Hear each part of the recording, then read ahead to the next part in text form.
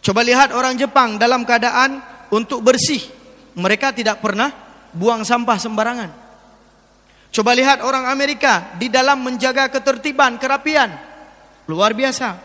Itanyo bak timpang put na lampu merah. Takoh padahal lagi lampu merah. Merumpang beliti. Itanyo, "Pak, Bapak lihat itu lampu merah?" "Ya." "Kenapa Bapak potong?" "Saya enggak lihat Bapak." Bahkan na anak mit yang giyu tu masjid kan giyu tu mayang. Nya kajau tu masjid kacau tilap melheboh ke pasal plastik ke pormu. Padahal pendidikannya adalah ajak anak-anak ke masjid, ajarkan tata cara mereka solat, ajarkan cara mereka membaca Al-Quran, ajarkan mereka untuk membiasakan i'tikaf di rumah Allah. Bek menan tongan tu masjid, ya nak mit. Assalamualaikum warahmatullahi wabarakatuh. Banyak sekali pertanyaan jamaah, Ustadz kasih kami channel untuk kajian anak-anak muda. Di antara anak muda berasal dari Aceh, luar biasa, channelnya Maulizul Akbar Nab.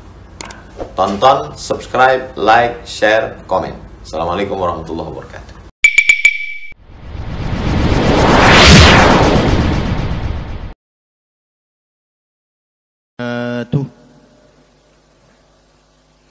أحمده سبحانه وتعالى وأستهديه وأعوذ به من شرور أنفسنا ومن سيئات أعمالنا من يهد الله فلا مضل له ومن يضلله فلن تجد له وليا مرشدا اللهم صل على سيدنا ومولانا محمد وعلى آله وصحبه أجمعين رب اشرح لي صدري ويسر لي أمري wahlul 'uqdatam min lisani yafqahu qawli. Amma ba'd. Hadirin sidang jamaah salat maghrib serta isya yang dimuliakan oleh Allah Subhanahu wa taala. Gure-gure ulun tuan, jangan lupa kita berniat iktikaf sambil menunggu waktu isya. Allah Subhanahu wa taala berfirman di dalam Al-Qur'an, A'udzu billahi samiil 'aliim minasyaitonir rajim. Bismillahirrahmanirrahim. Ya ayyuhalladzina amanu inna min azwajikum wa auladikum إن من أزواجكم وأولادكم عدو لكم فاحذروهم وإن تعفوا وتصفحوا وتغفروا فإن الله غفور رحيم. Hai orang-orang yang beriman, sesungguhnya di antara istri-istrimu dan anak-anakmu ada yang menjadi musuh bagimu, maka berhati-hatilah kamu terhadap mereka. Dan jika kamu maafkan dan kamu santuni serta ampuni mereka, maka sesungguhnya Allah Maha Pengampun lagi Maha Penyayang. Dalam ayat lain Allah berfirman, innama amwalukum wa auladukum fitnah.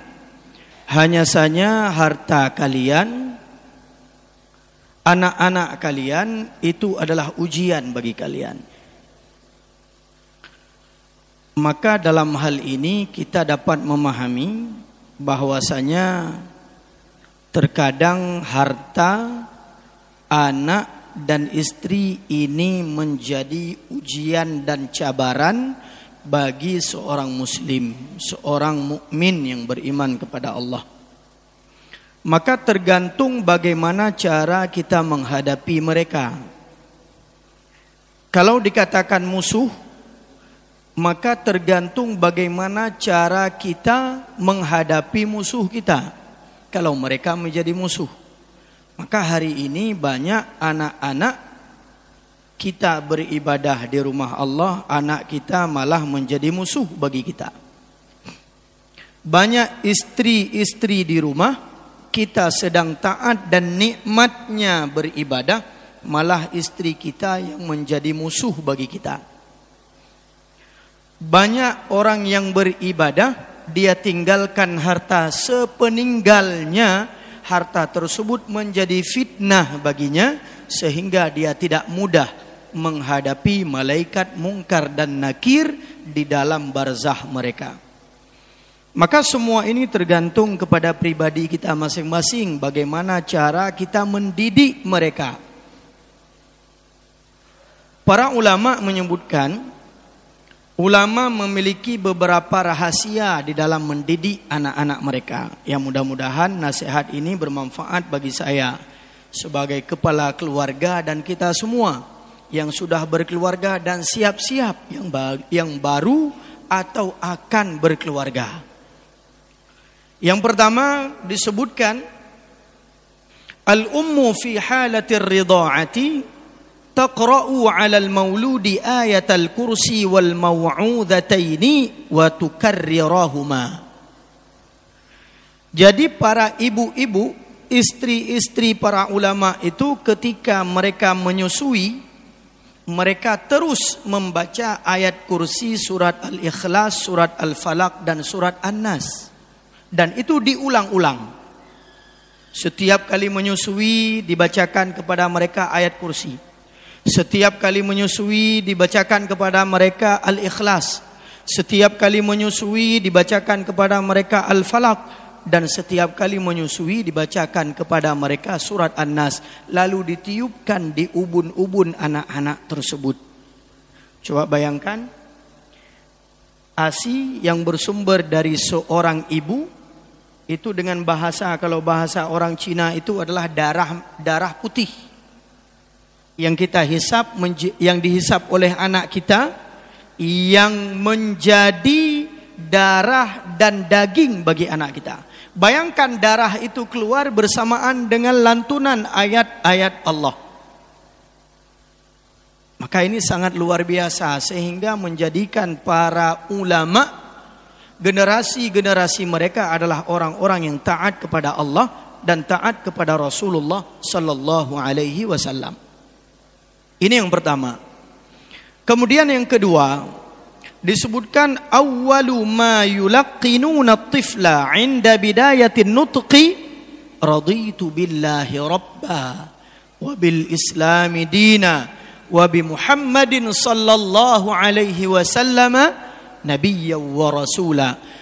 Kalimat yang pertama yang diajarkan kepada anak-anak ketika mereka mulai berbicara adalah kalimat raditu billahi rabba. Aku ridha Allah sebagai Tuhanku, wabil islami dina, dan Islam sebagai agamaku, wabi Muhammadin sallallahu alaihi wasallam, dan dengan Nabi Muhammad sallallahu alaihi wasallam sebagai nabi dan rasul. Ini yang diucapkan pertama kali dan diajarkan kepada anak-anak. Maka wajar ketika le katanya wate ubid-ubid gepa ayon le urang syi. Gepa ayon dengan kalimat la ilaha illallah, kalimat taibah berkaita mate. Gepa ayon le urang syi. Sambil kita tertidur, kalimat itu menancap di dalam otak kita, mendarah daging di dalam tubuh kita. Sehingga siapapun hari ini yang besar dengan kalimat tersebut tidak akan pernah kufur kepada Allah Subhanahu wa taala. Tetapi orangnya ka beda dengu. Ikli anak mit, gepa ayon anak mit, gejok jo HP. Kamu en jo HP, baik kagabuk nyo tengah kumagun. Kamu en ju HP, baik gabuk, kan nonton ju nian kalilung pedep YouTube, paket-paket kalilung basau. Nonton ju le, nyomak tengah sibuk becut nak tugah baik kula. Sehingga anak kita tidur, anak kita lapar, anak kita sakit, anak kita butuh kasih sayang, HP lah yang menjadi sahabat dan teman mereka. Watek kahan leuh le HP mutajak tu bak psikolog. Doktor, Pak psikolog, kenapa anak saya candu HP? Alah anak katanya, awai nabi ibu pun nabi HP. Oh HP rolong bi, bi julam yang agak drawai. Ini yang terjadi hari ini. Bukan kita mengajarkan raditu billahi rabba wa bil islami dina wa bi Muhammadin sallallahu alaihi wasallam rasulan wa nabiyya. Bukan itu yang kita ajarkan. tetapi HP yang kita berikan. Kemudian yang ketiga, para ulama menyebutkan al-khuruju bil auladis sighar akhiral laili ila al-masajidi hatta yakuna lahum adatun. Keluar membawa anak-anak ketika subuh akhirul laili, jam 4, jam setengah 5, mereka di mana sudah aman ketika kita tempatkan di masjid, ya? Kemudian diajak solat berjamaah, maka itu akan menjadi kebiasaan.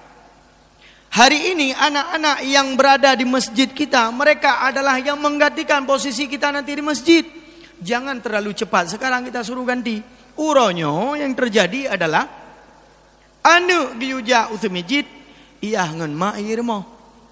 Itanya yang lianu. Wate giuja utu masjid. Hanya kaja ju utu masjid. Man rona ayah kaduha kasep awai ku ja utu masjid. Jino kajatah ka. Galau menunggu wate mate baru abe. Sehingga anak-anak kita tidak ada mengontrol di masjid. Mereka buat kekacauan, mereka ipu gabu-gab dan sebagainya. Bahkan ada beberapa CCTV ini di Masjid Jami. Ya, saya selalu terpantau, saya lihat. Bahkan nak anak mit yang giuja utu masjid, kan giu tu mayang, nya kaja utu masjid, kacau tilap meleheboh ke betul plastik ke pormo.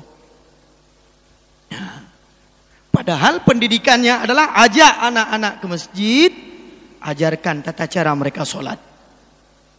Ajarkan cara mereka membaca Al-Quran. Ajarkan mereka untuk membiasakan i'tikaf di rumah Allah. Bek menan tongan tu masjid, ya nak mit. Sebab apa kan? Hana ada berbiasa atau ubit. Biasa orang me, hai kedai bak mall, kedai ulaut, kedai bak tempat wisata, kebun binatang, maka wajar. Wate rayuk galai ke binatang, anak galai ke tu masjid. Ini yang ketiga. Kemudian yang keempat, sebelum memasuki bulan Ramadan, para ulama mengumpulkan anak-anak mereka. Geput hapat, ya, bak taboh tempat, kemudian getanyang, nak, apa yang kalian rencanakan selama bulan Ramadan berlangsung? Program puputra mentang, jino kenyan le tugas, jino kagak pulang bak guru. Nyan bak guru gejuk buku catatan kegiatan Ramadan. Gejuk le guru ba mit, ipuo le mit rumah. Ikun le mit nyona gejuk tugas le guru ba rumah pula. Ustazah ba rumah bud. Hai mak, cuma payah ne paraf le ro dengan ayah. Yang tanda ilung kali ilung baca. Mang kali ka baca. Hai kalom ne paraf jule, ka ada paraf dia. Usu masjid daija, hinan itu le pergi ke masjid. Neparaf Jumat hai dajak neparaf. Sehingga kita mengajarkan mereka cara untuk berbohong.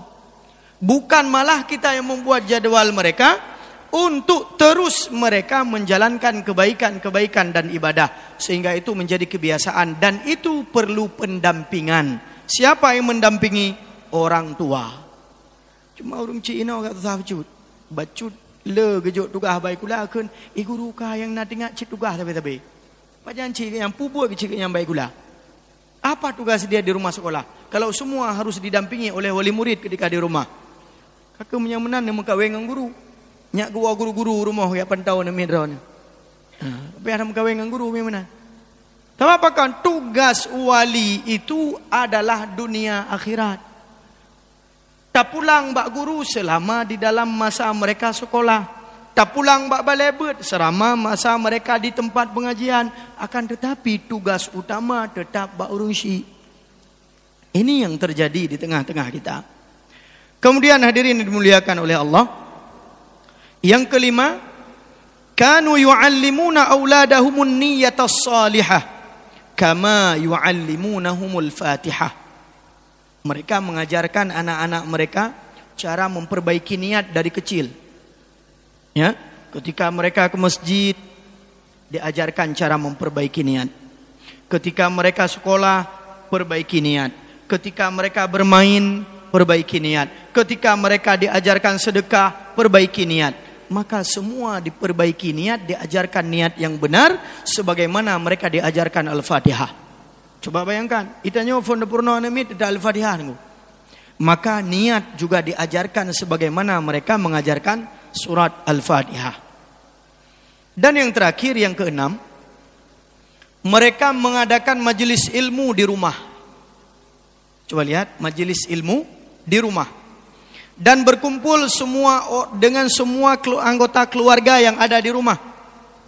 Majelis harian atau mingguan, mereka membaca dan bertadarus Al-Quran, membaca kitab hadis, membaca kitab fiqih, dan mereka juga menutup majelis mereka dengan doa dan berselawat kepada Rasulullah sallallahu alaihi wasallam. Uronyo tengku kamu sibuk, hana tempat le mempurno ni umit. Nai purno nya mbak balai beut, tajuk beut. Ada tadarus, ada pengajian tauhid, ada pengajian fiqih, ada pengajian akhlak. Cuma mbak bengeh de. Kadang-kadang le katanya oleh tajuk beut, wate di gure di balai beut gelake peng minyak yang na takun di gurenya yang na tinggal cipeng minyak saja. Padahal peng minyak tertuh di bag lake dengku. Tertuh di bag lake. Peng les bahasa Inggris nak mit dengan matematika dan bahasa Indonesia, kadang-kadang teruk sejuta. Wate gelake, gelong gelake kawai tajuk. Tetapi peng beut kadang-kadang ngan beut nyan diputupat barih anak getanya membaca Al-Quran. Dia hadiahkan fahala kepada kita. Dia hadiahkan surat Yasin kepada kita. Dia hadiahkan surat Al-Kahfi kepada kita. Dia hadiahkan fahala Al-Fatihah kepada kita. Ketika kita terbujur kaku menghadapi malaikat mungkar dan nakir di alam barzah, itulah yang akan menjadi penyelamat kita di alam kubur. Maka ini cara kita menjadikan mereka bukan sebagai musuh, tetapi sebagai sahabat dan bahkan penyelamat bagi kita ketika kita berada di alam barzah. Maka ini cara mendidik anak. Kemudian istri juga kita didik dengan qanaah, dengan merasa kecukupan, merasa sip. Maaf, banyak hari ini bapak-bapak, pejabat-pejabat yang korupsi gara-gara ocehan istri mereka. Saya teringat kisah daripada Imam Ibnu Hajar Al-Haytami. Ketika beliau punya seorang istri, istrinya mengatakan, "Bang, saya sangat ingin sekali masuk ke pemandian air panas atau air hangat." Jadi kalau di Timur Tengah itu, Maroko, Mesir, Arab Saudi, Timur Tengah lah secara umum. Kalau lagi abang ditanya, ditanya tip rumah namon, nak kamar mana? Di Maroko tidak ada kamar mandi, untuk mandi nggak ada. Ya, pernah sekali tamu dari Indonesia datang ke sana, singgah di rumah kami. Karena kebiasaannya mandi 2 kali sehari, ya beliau mandi di kamar mandi. Kamar mandi itu bukan untuk mandi. Sehingga beliau mandi muile tu ia truk bak balkon truk bak ruang tamu ile ia sebab pekan memang kamar manonya kan untuk mana. Tempat mandi itu ada tersendiri namanya hammam. Ya, tempat mandi dan itu disewa lagi kita nyoda jak laundry dak arah aja. Ada biaya masuknya. Nah, itu di Timur Tengah rata-rata demikian. Nah, pada saat itu istri daripada Imam Ibnu Hajar Al-Haytami sangat pingin sekali sehingga mengutarakan keinginannya kepada suaminya. "Bang, saya sangat pingin mandi air panas." "Baiklah, wahai istriku," jawab Ibnu Hajar, "saya akan mengumpulkan sedikit demi sedikit uang sehingga kamu mampu untuk mandi di tempat tersebut." Betapa le Ibnu Hajar, kebetulan beliau saking sibuknya menuntut dan mengajarkan ilmu, hana tempat giyak harkat atau berbisnis sehingga beliau itu miskin. Setiap hari beliau kumpulkan. Setengah real sehingga menjadi dirham. Dari dirham menjadi dinar dan sebagainya. Akan tetapi yang terkumpul hanya beberapa real saja. Sehingga cukuplah bagi istrinya untuk datang ke hammam tersebut. Dia ambil uang tersebut, diberikan kepada istrinya. "Wahai istriku, ini yang sudah aku kumpulkan, silahkan engkau pergi ke tempat pemandian tersebut. Cuman tempat mana? Inang taboh tempat, beragam taboh tempat. Kalau lagi bak kolam renang danyo, nyahina mutapat agam inang, ya, tuha muda hana mohban. Kalau lagi bak water boom danyo, kalau lagi bak laut danyo hana, kamar mandi tertutup, ada yang jaga di depan. Begitu beliau sampai ke tempat pemandian tersebut, dikatakan, Wahai fulan penjaga hammam, saya ingin masuk, ini uangnya. Mohon maaf, kata penjaga tempat hammam tersebut, dilarang masuk, di dalam sudah ada istrinya Muhammad Ar-Ramli, ulama juga. Beliau mengamanahkan kepada kami, selama beliau masuk di dalamnya bersama dengan sahabat-sahabatnya, tidak boleh ada orang lain yang masuk. Dan bahkan beliau memberikan bayaran sehari kami kerja. Sehingga kesallah istri daripada Imam Ibnu Hajar ini, bukan Al-Asqalani tapi Al-Haytami. Kemudian pulang dengan penuh jengkel. Hai nama tahu rinang kan sering pepek. Nah, belau rinang gedanya me inang Nabi pinacim pepek. Nah, kemudian sesampainya di rumah dengan penuh kekesalan berjumpa dengan suaminya Ibnu Hajar.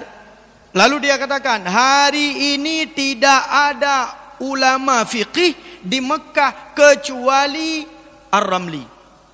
Tidak ada Ibnu Hajar. Pakan gedanya yang lihat mami gagak gedanya yang pakan kadige-dige cerita ile. Bagaimana tidak?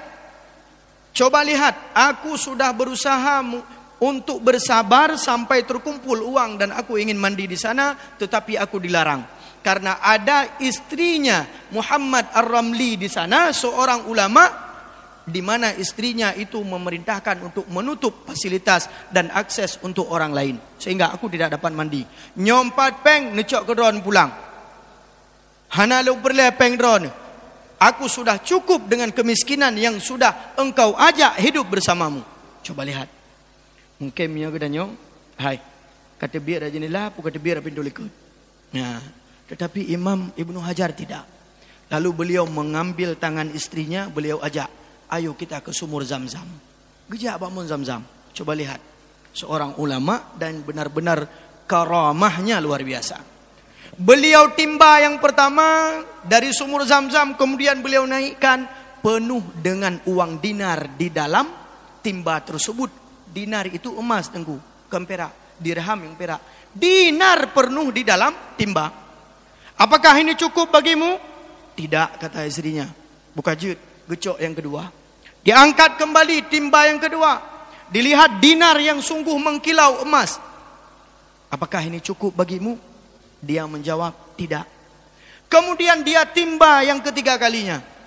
Dan terdapat dinar yang sungguh sangat luar biasa banyaknya. Leboh tima peng dinar menyo kita nyornya urang paling kaya yang merempok ti dinar mendang. Ti dinar yum tabo kameng ninggu. Yum tabo kameng badil le juta mortu. Nyan ti dinar mamnya tabo tima kali leboh tima.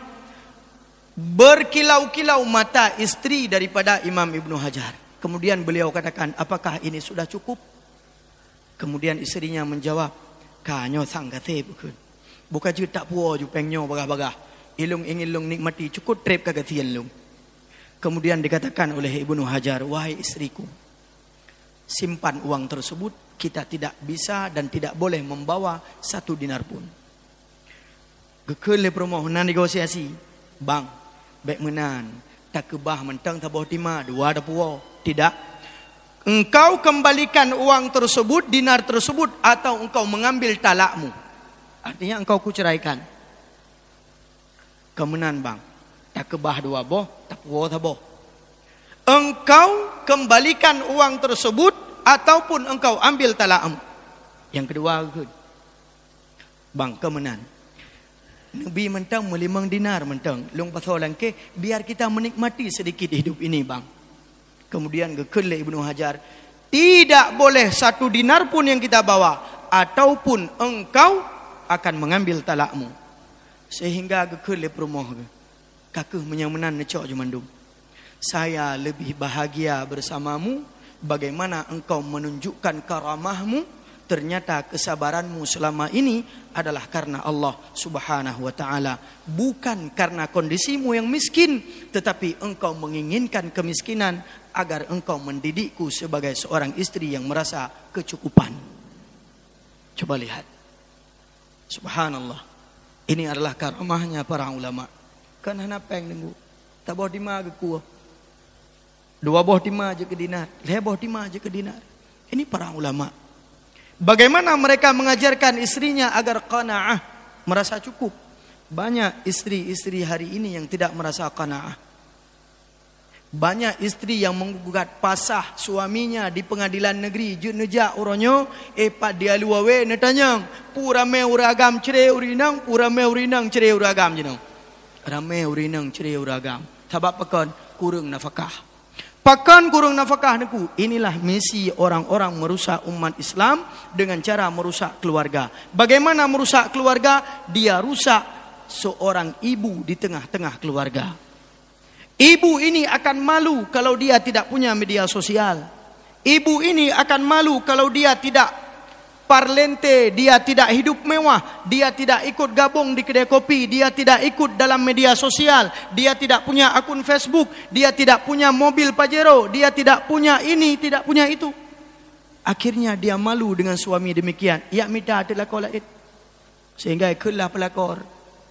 Nampak. Ini yang terjadi di tengah-tengah masyarakat hari ini. Kenapa? Jarang antara kita yang mengajarkan qanaah kepada istri kita. Terkadang waktu kita pilih lagi kita nyopi, kita pilih kita nyopi anak qanaah. Hai kibah anak qanaah, gitu nyok le gure, nyok tak puja ke promo, tak kun ba gure, hai gure. Anak dari ya go. Ya, mampu dak kun. Anak dari ya go. Padahal tarinya tiat kayak dengku. Tiat kayak tarinya. 2 euro tari urinang tanyo tingah ke tari urinang gop. 2 euro tari urinang tanyo tingah ke lebih laga anu gop.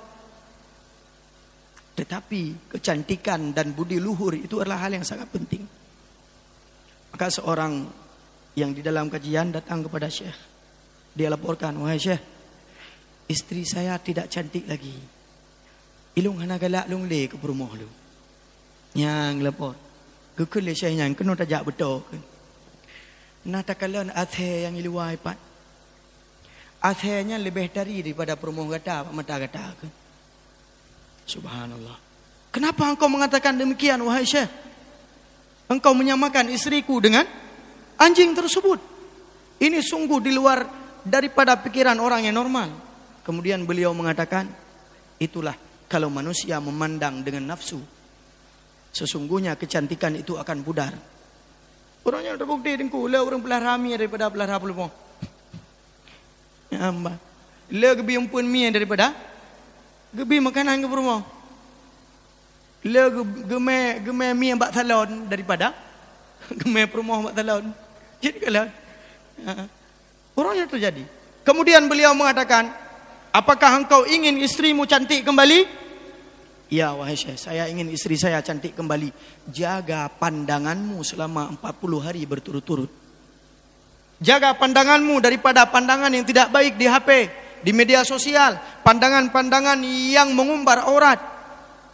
Berjaga ada pupluhura, le pupluhura ke balik. Syekh, rupa je betul perumah long cukup dari kah? Bukan dari teman, hana lege galan urang-urang yang mengumbar aurat di media sosial, ternyata itulah obatnya. Hadirin dimuliakan oleh Allah Subhanahu wa taala. Maka itulah bagaimana istri, anak-anak kita terkadang menjadi musuh bagi kita. Fahdharuhum. Maka hati-hati, waspadalah, jangan sampai mereka menjadi musuh, tetapi jadikan mereka sebagai sahabat. Ya, kalau orang sekarang mengatakan, kalau seandainya kita memiliki seorang istri yang mau bersakit-sakitan, yang mau di dalam keadaan miskin bersama kita, pertahankan dia, karena itu adalah pintu syurga bagi kita. Pertahankan. Ya. Balamnya karame tunggu. Ya. Anak pada pertahankan li, bacu-bacut kalau kayak ceri. Ya, nyopu ku ceri gede dengku. Bacu-bacut di urinang pi kalau kayak patah. Pulu lagi patah le dengku. Maka inilah yang terjadi di tengah-tengah keluarga. Sehingga pendidikan anak, adab, ya, kemudian perhatian kepada anak, agamanya, pendidikannya, ini tidak terpedulikan lagi. Kenapa? Karena kita sibuk dengan kondisi di mana kita harus merasa cukup dan tidak pernah cukup terhadap apa yang sudah diberikan oleh Allah Subhanahu wa taala.